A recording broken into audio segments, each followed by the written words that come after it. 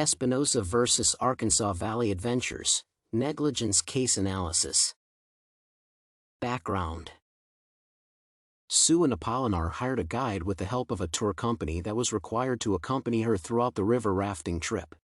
Apolinar was aware of the risks and the release of Arkansas Valley Adventures LLC from liability for the risks and hazards. Nevertheless, her knowledge of the risks did not keep her safe, and Apolinar died. The plaintiff, her son Espinoza, Jr., filed a suit in an appeals court to prove that the company should be held liable. Arguments for. The Supreme Court relied on 4 factors that apply to agreements entered into by different parties. From these, arguments can be derived for holding that Arkansas Valley Adventures was not liable for Apolinar's death. First and foremost, it must be recognized that the agreement signed by Apolinar does not conflict with the first 2 laws of Jones, the existence of an obligation to the public and the nature of the service rendered. The full awareness provided by the rafting company and the range of their services meet the tenets of the law and do not override public policy.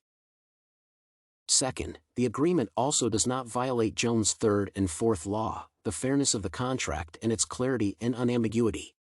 Here one must turn to how the service document was drafted. The statement states that the document proceeded to offer a detailed picture of the sorts of problems that could be, and sadly were, encountered, so one cannot say that Ms. Apolinar was unaware. In addition, a separate document delineates all potential risks with detailed descriptions. Consequently, approaching the case only from a legal perspective and the relationship of public policy, no clear violation of Jones' laws was found, so Arkansas Valley Adventures cannot be held liable. Arguments against. The peculiarities of the case and the specificity of the exemption situations make it impossible to fully agree that Arkansas Valley Adventures is not at fault. This is primarily due to whether the company's definition of hazard classes is consistent with the actual situations that occurred during the provision of services.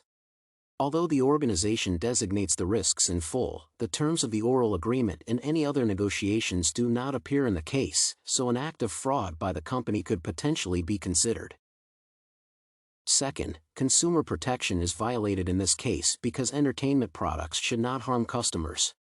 The point to be made here again is that there may have been acts of misrepresentation on the part of Arkansas Valley Adventures that would have prevented Apolinar from making an informed decision about the dangers of rafting on the river.